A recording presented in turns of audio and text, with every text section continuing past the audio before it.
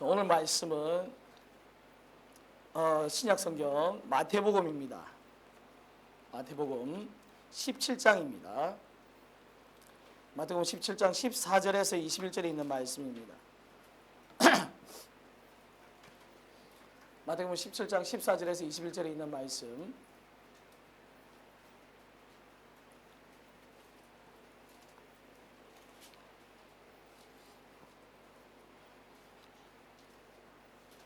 제가 가진 신약성경으로는 29페이지가 되겠습니다.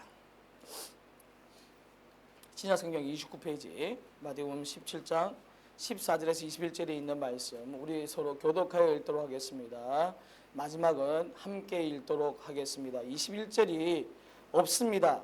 21절이 없는데 자, 이 21절이 없으니까 일단은 읽지 않도록 하겠습니다. 20절까지만 읽겠습니다. 그리고 21절이 다른 성경에는 기도와 금식으로 이야기를 하고 있습니다. 그런데 그거는 이제 밑에 이거 관주에 보면 그 내용이 나오니까 일단 21절은 읽지 않도록 하겠습니다. 17장 14절에서 20절까지만 보겠습니다. 자, 제가 먼저 읽겠습니다.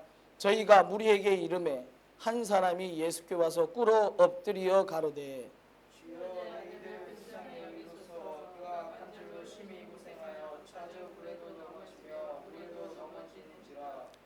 내가 주의 제자들에게 데리고 왔으나 능히 고치지 못하더이다. 예수께서 대답하여 이르시되 믿음이 없고 배역한 세대여 내가 얼마나 너희와 함께 있으며 얼마나 너희에게 참으리요 그를 이리로 데려오라 하시니라. 이에 예수께서 꾸짖으시니 귀신이 나가고 아이가 그때부터 나으니라. 이때 제자들이 조용히 예수께 나와 이르되 우리는 어찌하여 쫓아내지 못하였나이까. 우리 다 같이 읽겠습니다. 가라사대 너희 믿음이 적은 영혼이라 진실로 너희에게 이르노니 너희가 만일 믿음이 한 겨자씨만큼만 있으면 이 산을 명하여 여기서 저기로 옮기라 하여도 옮길 것이요 또 너희가 못할 것이 없으리라. 아멘.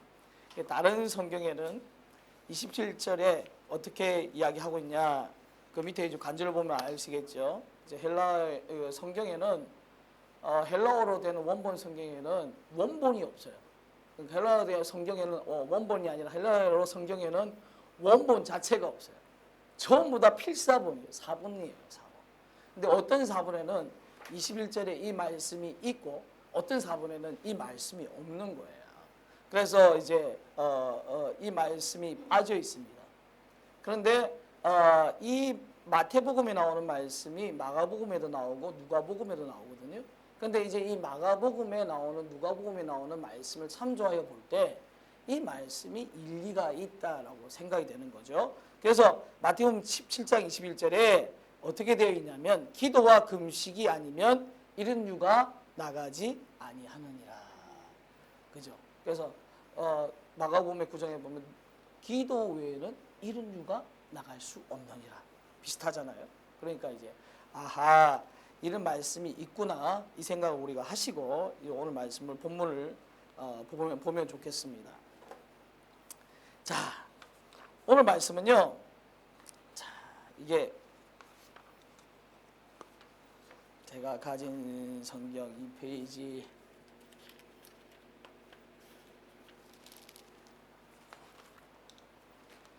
보도록 하겠습니다. 여기 있습니다. 오늘 말씀의 제목은 믿음이 적은 자들아 라는 말씀의 제목으로 우리가 함께 나눠보도록 하겠습니다. 예수님께서 이 본문 말씀과 같이 믿음이 적은 자여라고 이야기하시는 부분이 마태복음에는 총 5번 나와요. 마태복음 총 5번이 나와요. 그러니까 어디가 나오냐면 마태복음 6장 30절에서 32절에 나오고, 네, 마태복음 8장 23절에서 27절에 나오고, 마태복음 14장 25절에서 33절에 나오고, 마태복음 16장 5절에서 16장 12절에 나오고, 마태복음 17장 14절에서 17장 21절에 나옵니다. 이렇게 믿음이 적은 자여 또는 너희가 믿음이 적은 영혼이라 또는 믿음이 적은 자들아 이렇게 이야기하는 믿음이 적은 자에 대한 내용이 이렇게 마태복음에만 5번이 나오는데, 이 마태복음에 5번이 나오는데 특이점이 있어요. 뭐냐면 이 믿음이 적은 자들이라고 이야기하는 그 대상이 누구냐면 제자들에게 이야기합니다. 다른 사람한테 이야기하고 있지 않아요. 제자들에게 믿음이 적은 자예요. 오히려 예수님께 병을 치유하게 나왔던 중풍병자의 친구들한테는 내 믿음이, 너희들의 믿음이 이 친구를 구원하였다라고 이야기합니다. 오히려 이방인인 백부장이나 이방인인 가나안 여인, 술부보니게 여인에게는 내 믿음이 크도다라고 이야기해요. 그런데 자신의 모든 것을 버리고 예수를 쫓았던, 그렇잖아요? 이 제자들한테는 믿음이 적은 자라고 외치는 말씀들이 5번. 이거 우리가 기억해요. 그리고 이 말씀을 또 자세히 보면요, 이 5번이 나오는 이 말씀들이 예수님께서 처음에 네 제자, 그러니까 베드로와 안드레, 그 다음에 요한과 야고보를 맨 처음에 부르실 때에 마태복음 4장에 나옵니다. 그때 이후로 해서 이 마태복음 6장에 이제 시작이 나오는 거잖아요. 그 내용들을 찾아보면 6장, 8장, 14장, 16장, 17장을 찾아보면 이 믿음이 적은 자들하고 이야기하는 이 내용들이 예수님께서 이 제자들의 믿음에 단계적으로 이야기하고 계심을 아마 볼 수가 있어요. 단계적으로. 그러니까 제자들이 맨 처음에 나왔을 때 그 믿음이 적은 자들에 대한 내용은 이런 내용. 그리고 맨 마지막에 이야기했을 때 그 믿음이 적은 자들이라고 했던 내용은 이런 내용. 그래서 차근차근 단계를 밟고 올라가는 것을 볼 수가 있습니다.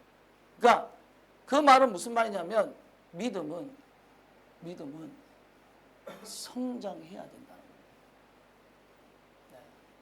믿음이, 내가 예수를 믿는 제자라면 믿음이 그냥 그대로 머물러 있어는 안 된다는 이야기를 하고 있습니다. 바울도 똑같은 이야기를 하고 있어요. 자, 바울도 고린도전서 2장에서 4장을 보면 뭐라고 하냐면 세 부류의 사람이 나와요. 한 사람은 육에 속한 자, 다른 한 사람은 육신에 속한 자, 그리고 육에 속한 자와 육신에 속한 자 다릅니다. 육에 속한 자, 육신에 속한 자, 또 다른 한 사람은 신령한 자라고 구분해서 이야기하고 있습니다. 근데 그 예수를 믿는 크리스찬들에게 바울은 고린도 교회에 있는 고린도 교회 성도들에게 뭐라고 이야기하냐면 너희는 아직도 육신에 속한 자로다. 장사한 식물을 먹지 못하여 우유를 먹는다라고 이야기를 하고 있는 거예요. 젖을 먹는다라고 이야기를 하고 있는 것입니다. 육에 속한 자는 뭐냐면 예수를 믿지 않는 자들. 육에 속한 자. 육신에 속한 자는 뭐 성령의 능력을 가지고 있지만은 분쟁과 다툼을 일으키는 자들. 그리고 하나님 말씀대로 살아가지 않는 자들을 육신에 속한 자라고 이야기해요. 신령한 자는 하나님 말씀에 순종하여 어떠한 고난과 환난이 오더라도 그 말씀을 붙잡고 나아가는 자들을 신령한 자들이라고 고린도전서 2장에서 4장에서 이야기를 하고 있다. 이처럼 예수님도 믿음이 적은 자라고 이야기할 때 6장부터 17장까지 단계적으로 이야기하고 있다. 오늘 말씀은 17장 마지막이니까 이 예수님을 3년 동안 따라다니면서 이 예수님께 대한 이 제자들의 믿음이 어느 정도까지 성장해야 되는지를 가늠할 수 있는 잣대가 됩니다. 그래서 우리는 그걸 우리가 살펴보아야 된다는 거죠. 그래서 가만히 한번 살펴봅니다. 6장 30절에 32절을 보면 이 첫 번째 단계예요. 믿음이 적은 자에 대한 첫 번째 단계. 뭐에 대해 이야기하고 있냐면 의식주에 관한 믿음의 정도를 말하고 있는 거예요. 의식주에 관한 믿음의 정도. 거기에 위에 보면 22절입니까? 25절입니까? 거기 보면 뭐라고 되어 있냐면 하나님과 재물을 겸하여 섬길 수 없다라고 이야기하고 있죠. 그러니까 뭐예요? 제일 첫 번째 내가 예수 그리스도를 믿는다고 하면 재물을 버리는 것부터 시작되는 거예요. 그러니까 뭐예요? 예수님을 제일 처음에 받아들인 제자들은, 예수님을 주여라고 고백한 제자들은 제일 처음에 뭐부터 해요? 자신의 모든 것을 버리고 주를 쫓았더라라고 이야기하고 있다. 그래서 근데 그게 제일 처음 단계야, 제자로서. 예? 우리는 그것조차도 안 될 때가 많아. 근데 그게 제일 처음 단계. 8장에는 뭐를 이야기하고 있습니까? 8장 23절에 20절입니다. 두 번째 단계로 넘어가요. 두 번째 단계는 풍랑이 나와요. 풍랑. 풍랑이 나오는데 풍랑이 막 배를 타고 가라네. 그 갈릴리 바다의 풍랑이 막 요동을 칩니다. 그러니까 배가 흔들려서 배에도 물이 들어오고 이제 배가 거의 가라앉을 뻔된 거예요. 근데 예수님은 편안히 주무실 것이에요. 근데 제자가 가만히 그 성경 말씀을 읽어보면 제자들은 예수님이 주무시고 계시는 바로 깨우지 않았어요. 바로 깨우지 않아요. 우리의 상태가 그래요. 여러 가지 외부적인 환경이 올 때에 내가 스스로 할 수 있다고. 나는 믿음의 사람이요, 나는 능력의 사람이라고 생각하고 내 스스로 그 문제를 해결하려고 해요. 근데 내 안에 계신 예수님은 뭐하고 계세요? 주무시고 계세요. 그래서 그 문제가 완전히 이제는 해결할 수 없는 바닥을 칠 때에 그때서야 뭘 불러요? 예수님을 불러요. 주여 우리가 뭐 하겠나이다? 죽겠나이다 라고 부르는 거죠. 진작에 찾았습니다. 예수님이 죽으시고 계시는 자이죠. 예수님이 능력자이심을 알고 있잖아요. 그런데 예수님을 안 부르. 그게 믿음이 적은 자의 두 번째 단계. 믿음이 적은 자의 세 번째 단계는 14장 25절에 33절에 나옵니다. 근데 여기서 가만히 우리가 풍랑을 맞은 것은 똑같아요. 제자들이 배를 타고 가다가 풍랑을 맞았어요. 똑같은 상황에 놓여 있어요. 놓여 있는데 제자들이 주여 죽겠나이다 라고 이야기하지 않아. 왜 그래요? 한 번 그 경험을 했기 때문에. 8장에서 풍랑에 흔들리는 자신들의 모습을 경험했기 때문에 그걸 극복한 거예요. 극복했는데 베드로가 그럽니다. 예수님께서 이제 걸어서 오시니까 놀랬겠죠. 그러니까 예수님께서 즉시 내니 안심하라고 제자를 안심시킵니다. 그러니까 금방 안심이 돼요, 제자들이. 그런데 문제는 뭐냐면 이때 베드로가 참 믿음이 참 좋은 거죠. 어떻게 보면 믿음이 좋은 거잖아요. 이때 베드로가 주여 나더러 무리를 걸어서 주님께로 가게 하소서. 그렇게 이야기를 하는 거예요. 그러니까 예수님께서 오라고 말씀하십니다. 근데 베드로가 예수님을 향하여 바라볼 때는, 예수님만 바라볼 때는 무리를 걸었어요.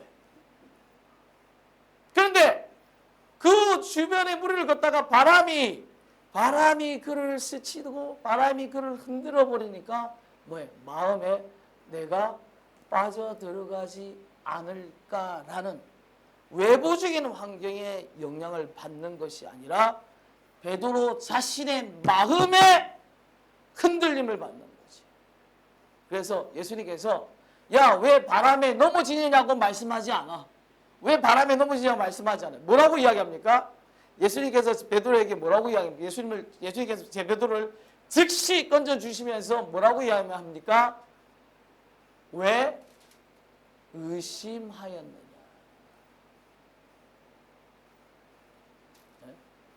왜 의심하였느냐라고 이야기해요. 이게 세 번째 단계. 외부적인 것에 흔들리던 그 모습을 극복했는데 그 수제자인 베드로가 뭐에 흔들려요? 자신의 마음에 흔들려요. 예수님을 진심으로 믿지 못해요.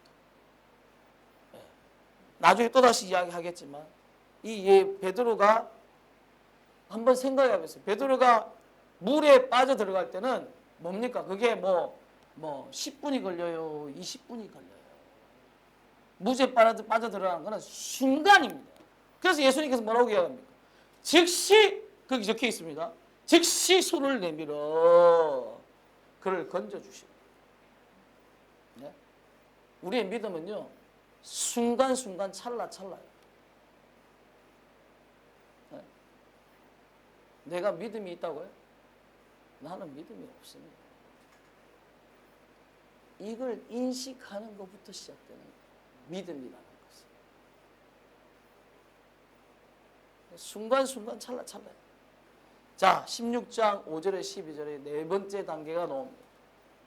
이 네 번째 단계는 뭐예요? 뭐냐면 예수님이 말씀하시는 바를 깨닫지 못해. 뭐에 신경 써? 떡에 신경 써서 예수님의 말씀을 깨닫지 못하는 거죠.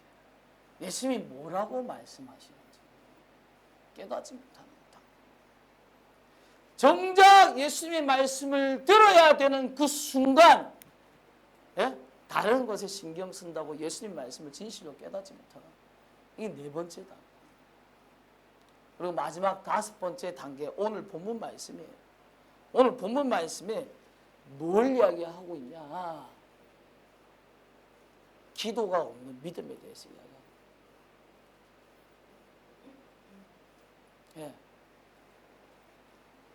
디모데 전서 4장 1절로부터 쭉 8절까지 읽어보면요, 뭐라고 이야기를 하냐면 우리가 말씀과 기도로 거룩하여진다 하고 경건의 훈련이 필요하다.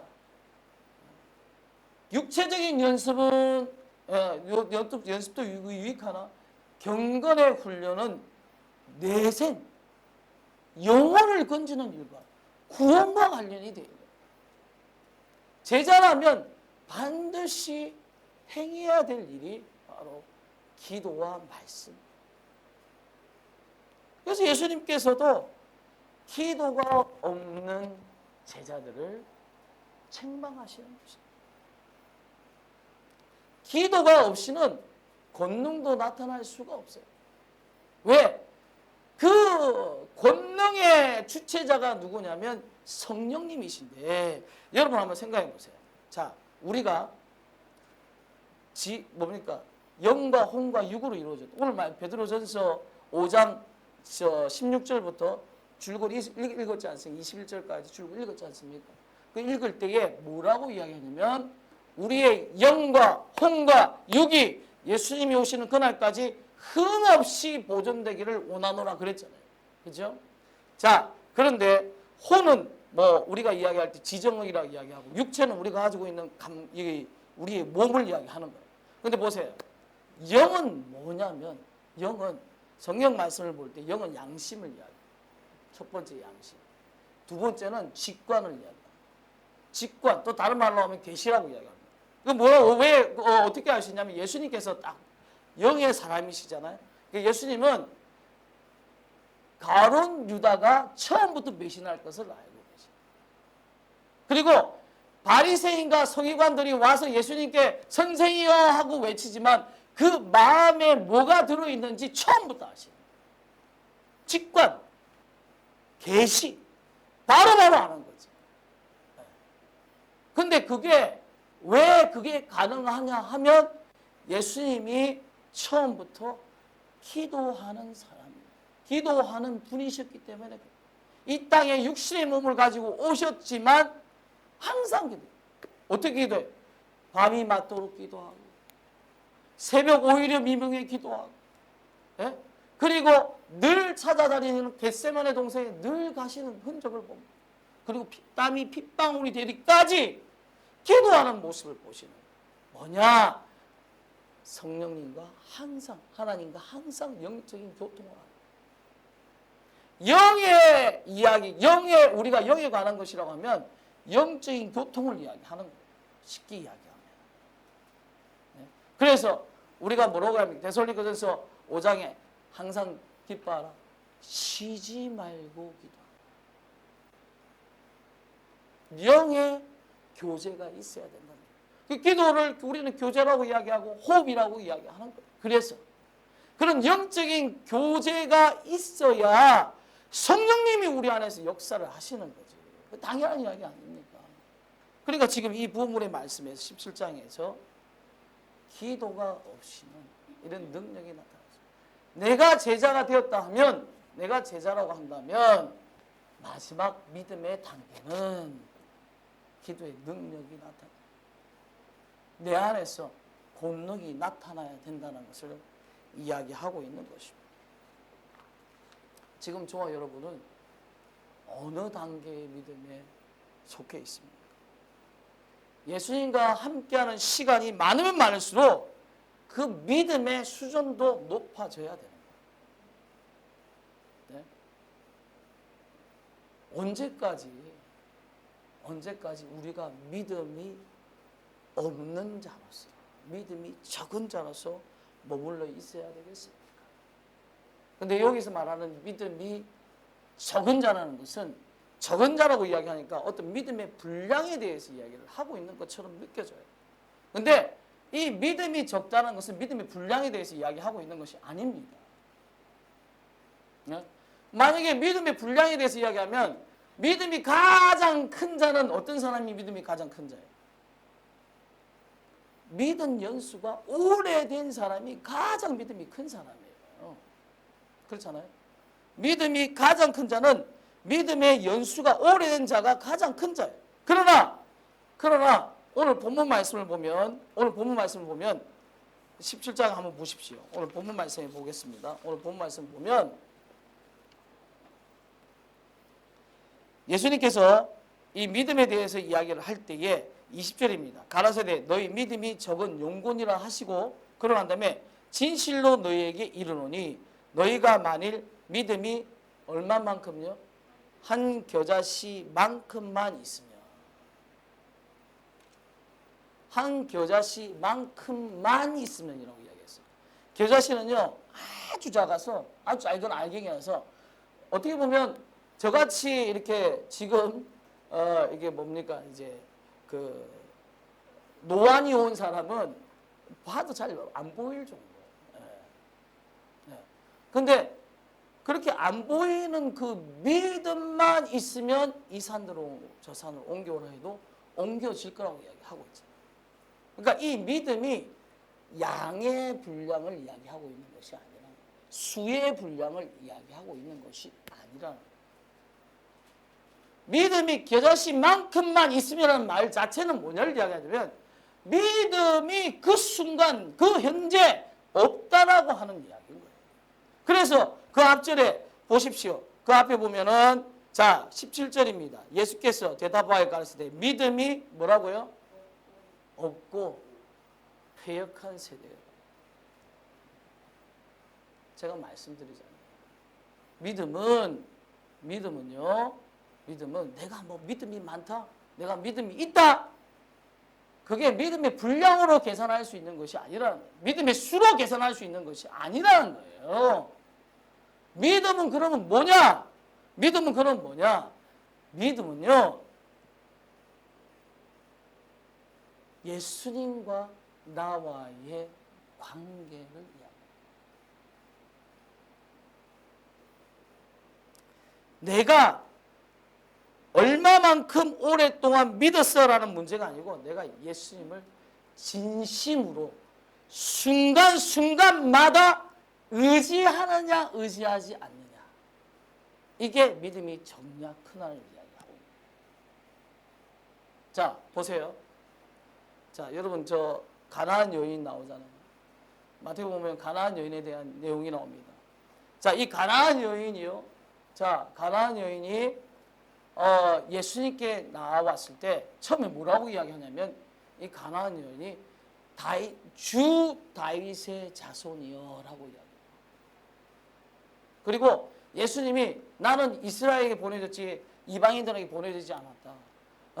그리고 음식을 걔들에게 주는 것이 합당치 아니하다. 그런 말을 할 때도 이 여인은 끝까지 주여, 주여, 주여라고 3번을 이야기해요. 그럴 때 예수님께서 이 가나안 여인, 이 술부인 여인에게 뭐라고 이야기하냐면 내 믿음이 크도다라고 얘기했어요. 근데 그 크도다라는 헬라어가 뭔지 아세요? 여러분 아마 많이 들어보셨을 거예요. 그 크도다라는 헬라어가요 메가톤이에요. 메가톤이라는 뜻은 뭐냐면 100만 배 되는 믿음이다. 메가톤의 실제 뜻이 100만 배, 100만 배. 그 메가톤이라는 게 헬라어에서 나온 거예요. 야, 내 믿음이 크도다. 내 믿음이 100만 배나 되는 믿음이다. 할 때 그게 양에 관한 믿음입니까? 그게 수에 관한 믿음입니까? 아닌 거예요.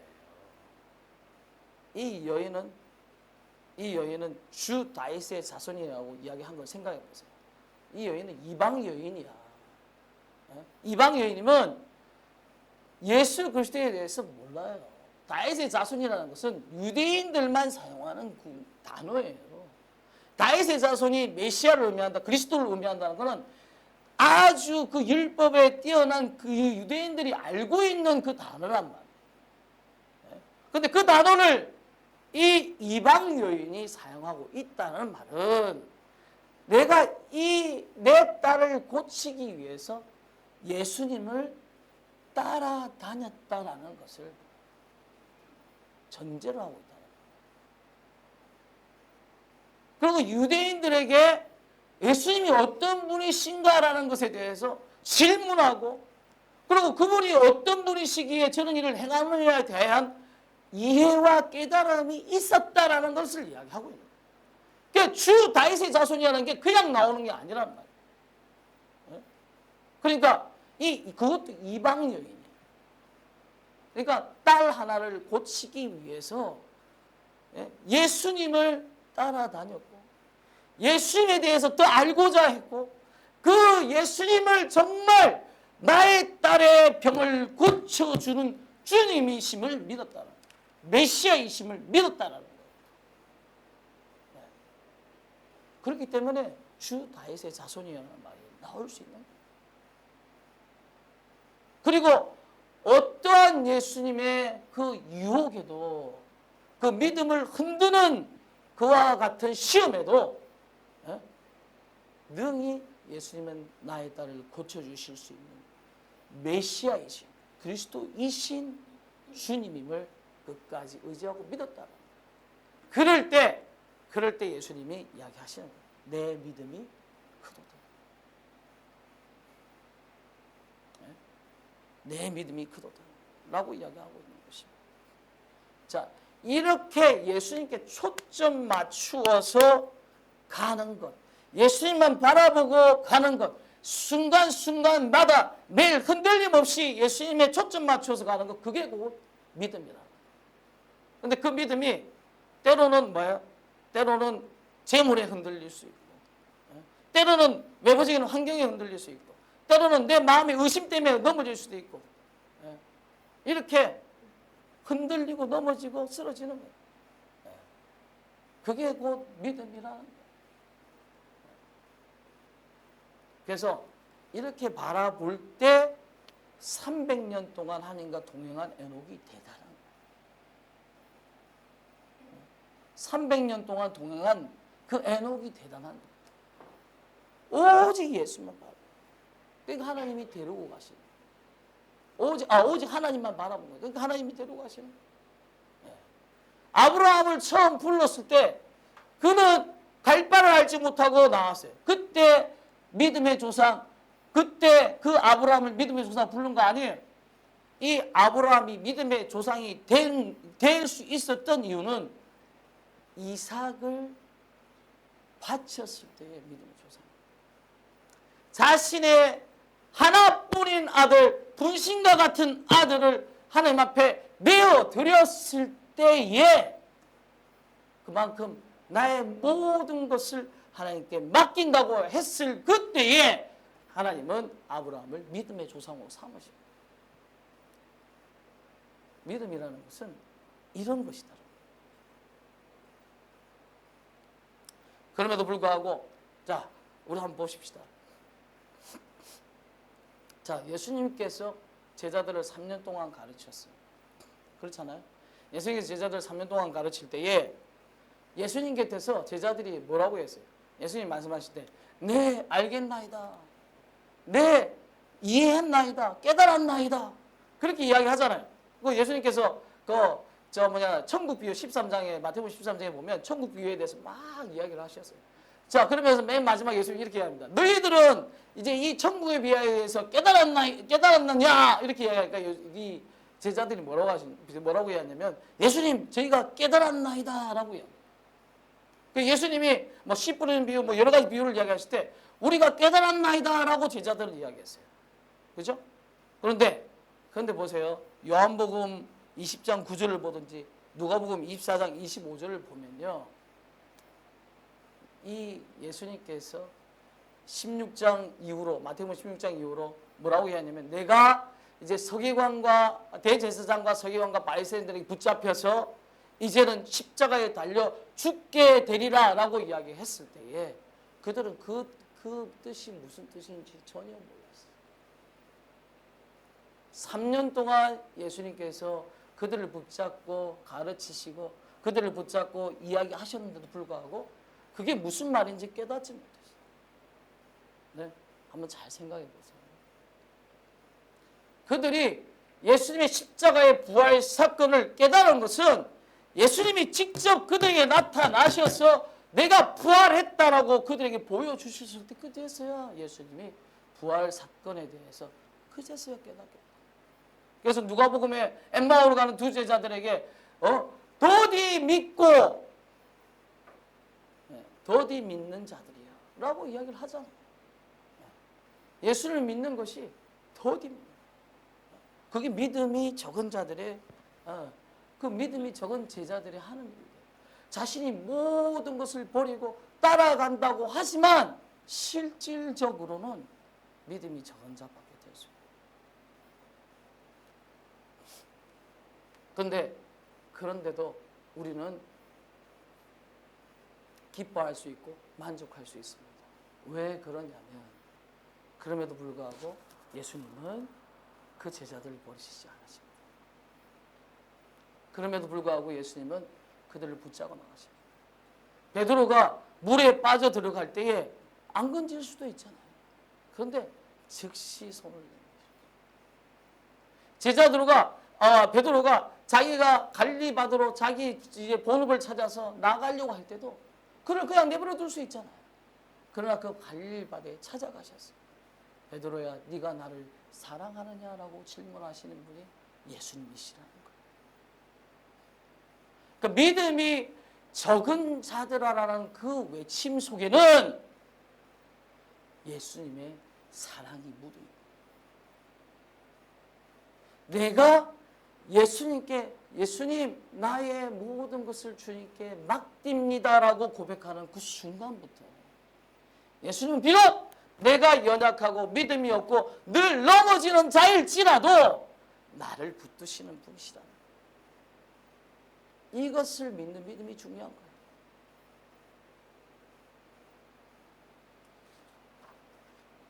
네? 이것을 믿는 믿음이 중요한 거예요. 그런데 내가 믿음이 있습니다. 나는 결단코 주님을 버리지 않겠습니다. 이런 사람들이 더 잘 넘어져요. 왜? 실상은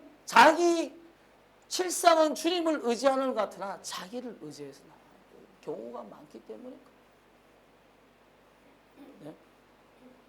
자, 그래서 우리는 그럼에도 불구하고 그래서 예수님께서 뭐라고 말씀하시냐면 말씀을 지키어 말씀을 듣고 지키어 끝까지 인내하는 자들이 결실을 얻는다라고 이야기를 하고 있는 거예요. 그러니까 말씀을 내가 비록 이 말씀이 나에게는 어렵고 해당되지 않는 말씀일지라도 내가 이 말씀 붙들고 내가 끝까지 인내하며 나가겠습니다 할 때 우리 주님께서 나를 붙드시고 비록 믿음이 없다 할지라도 나를 이끌어 주신다는 거예요. 그런데 그 믿음도 가룟 유다와 같이 예수님을 완전히 예수님을 배반하고 예수님을 파는 자로서 서면 안 돼요. 그 믿음도 니골라처럼 완전히 예수님이 전한 말씀과 다른 복음을 전하면 안 돼요. 또 그 믿음도 또 데마와 후메네오처럼 완전히 예수님을 버리고 세상으로 빠져나가면 안 돼. 그러니까 끝까지 붙들고 나아가야 된다.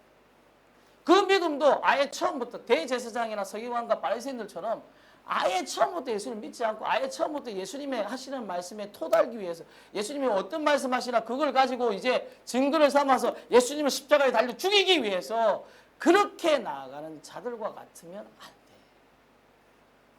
그러니까 내가 믿음이 없다 할지라도 내가 믿음이 적은 자라 할지라도 예수님을 끝까지 붙들고 나아갈 때 우리는 승리할 수 있다는 것입니다. 제가 아까 마태복음 16장에 대해서 이제 잠시 이야기를 하다 그러니까 다른 이제 6장이나 8장이나 14장이나 또는 17장에서 이제 이야기한 내용들은 이제 대부분 다 이야기를 했으니까 마태복음 16장 말씀에 대해서 좀 우리가 생각을 좀 해보면 왜 목회자들이 자 이게 예수님께서 서기관과 바리새인들의 누룩을 조심하라고 하는데 제자들은 어떤 생각을 하냐면 우리가 떡 가져오는 걸 잊었다라고 생각을 했다. 근데 예수님께서 말씀하는 서기관과 바리새인들의 누룩을 조심하라는 말은 서기관과 바리새인들의 교훈을 조심하라는 말씀. 그러니까 예수님이 말씀하시는 그 말씀에 대한 내용을 뭐예요? 예? 제대로 듣지 않았다는 거죠. 뭐 때문에? 떡 때문에 놓쳤다는 거예요. 우리도 마찬가지일 때가 많아요. 그러니까 제가 믿음이 없다, 믿음이 적은 자라는 가장 큰 것은 어디에서 나오냐면 사실은 예수님의 말씀에 집중하지 않을 때에 나오는 거예요. 보세요. 길가에 떨어진 씨앗이 있어요. 길가에 떨어진 씨앗이 왜 그 길가에서 싹을 내지 못하냐면 물론 길가와 같은 딱딱하고 굳은 마음이 있기 때문에 그 싹이 심어지지 않는 것도 있지만 그 길가에서 중요한 역할을 하는 것은 뭐냐면 새들이라는 거예요. 새들이 와서 싹 그 씨앗을 먹어버렸다. 씨앗은 곧 말씀인데 새들이 와서 먹어버려. 하나님의 말씀을 그래서 뭐 목사님들이 늘 이야기하는 게 말씀을 들을 때는 졸지 마십시오 하는 이야기. 딱 말씀을 전하는데 딱 정작 그 사람에게 필요한 말씀일 때는 그 사람이 뭐예요? 졸아. 정작 그 필요한 말씀을 전할 때는 그 사람이 뭐예요? 예? 나 앞에 있는 사람 뒤통수 쳐다보고 있어요. 저 머리 색깔이 뭐고, 아 옷이 오늘 이쁘다, 뭐 이런 데 생각을 하고. 그러니까 정작 그 말씀이 심어져서 하나님의 말씀 앞에 순종하고 하나님 뜻대로 살아가야 그때 안 그러면 교회에 여러 가지 환난과 분쟁이 터졌을 그때에 그 말씀이 나에게 왔을 때는 교회가 서로 하나 되고 교회가 서로 같이 갈 수 있는 그와 같은 말씀의 씨앗이 자라서 그 말씀이 이렇게 우리에게 적용이 되고 나타날 수 있는데 정작 그 말씀을 듣지는 않았어요. 정작 그 말씀 우리 가운데 있지를 않아. 그러니까 다른 생각을 하는 거지. 똑똑한 생각을 하게 되는 거지. 그럼 뭐 하는 거예요? 교회 안에 분란이 일어나고 다툼이 일어나고 정작 하나님의 말씀을 지켜야 될 믿음의 사람들이 믿음을 하지.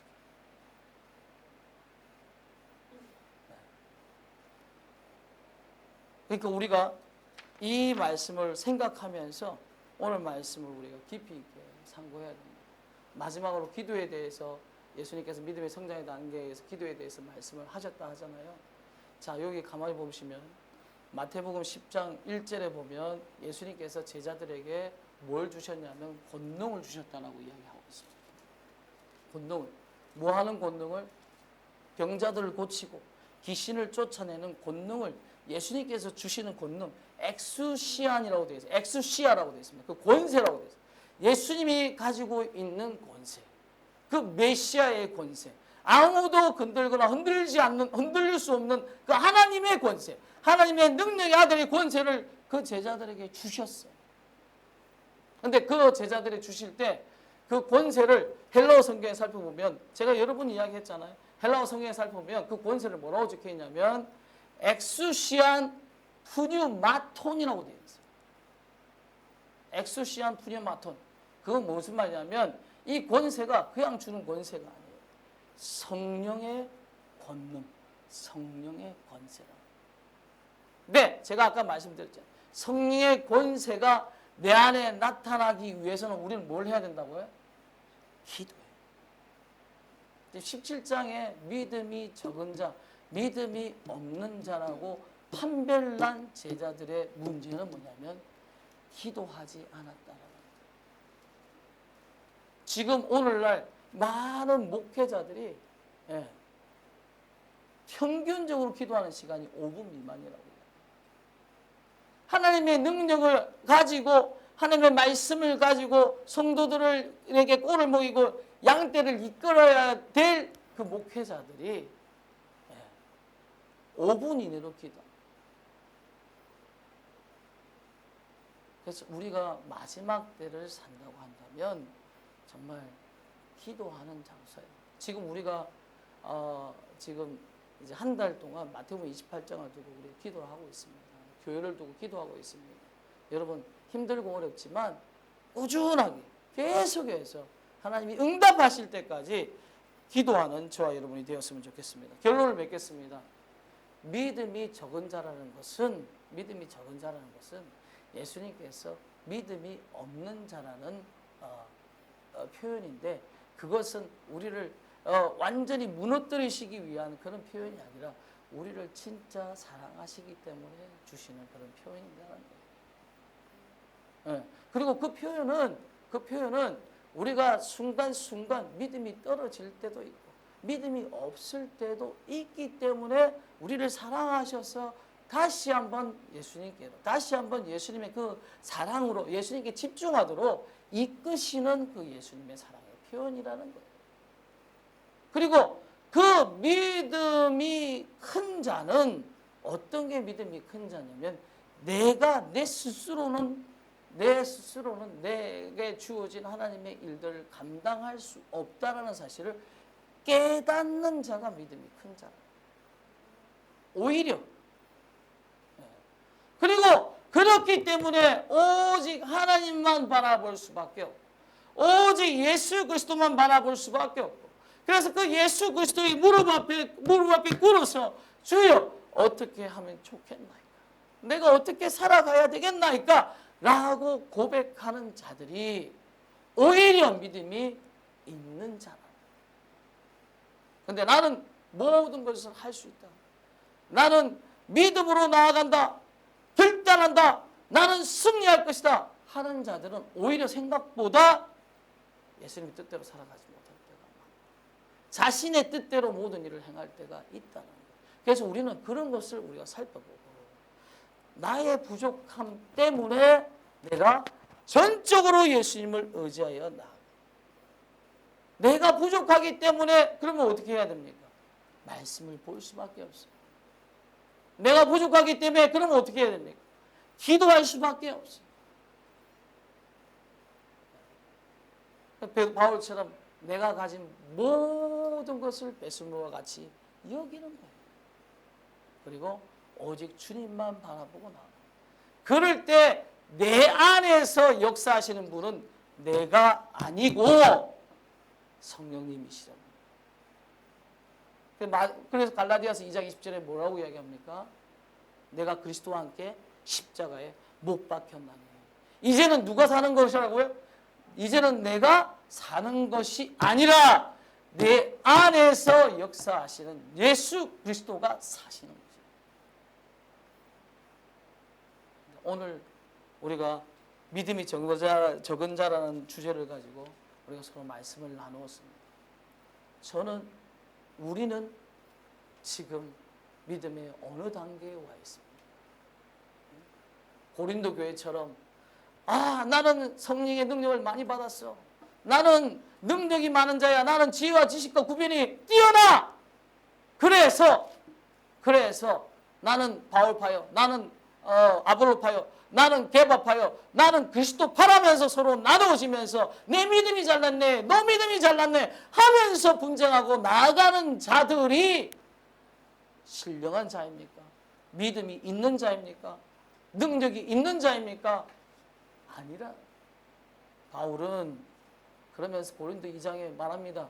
나는 너희들에게 복음을 전할 때에 심히 두렵고 떨렸다라고 이야기합니다. 마음에는 두렵고 떨리는 밖에 없어요. 그런데 오직 뭐만 전하기로 결단했다고? 십자가의 도만 전하기로 결단했어요. 왜? 십자가의 도가 바로 하나님의 능력이기 때문에 그렇습니다. 예? 십자가의 도가 하나님의 능력이에요. 내가 하나님의 능력이 아니고 예수님께서 나에게 주시는 그런 능력이 내가 자신에서 나타나는 것이 아니라 내 안에서 내가 죽고 오직 예수 그리스도만이 나타날 때 그것이 하나님의 능력이라는 거예요. 그것이 신령한 자라는 거예요. 그것이 믿음이 있는 자라고 이야기를 하고 있는 거예요. 오늘 우리는 결단하기를 원합니다. 하나님, 저는 믿음이 많다고 자부했지만 믿음이 적은 자였습니다. 저는 예수님을 내 안에 모시고 예수님의 원하시는 바대로 살아간다고 하지만 실상은 내가 내 뜻대로 내 자신의 뜻대로 살았습니다. 아버지 용서하여 주시옵소서. 정말 이제는 내 안에 있는 내 자신을 죽이고 내가 예수님 말고 다른 것에 의지하는 모든 것을 버리고 오직 예수 그리스도만 바라보겠습니다. 오직 예수 그리스도만 오직 예수 그리스도만 바라보며 이 험난한 세상을 이기며 나아가겠습니다. 고백하는 저와 여러분이 되기를 원합니다. 우리 다 같이 이를 두고 기도하며 나아가겠습니다. 우리 다 같이 기도하겠습니다.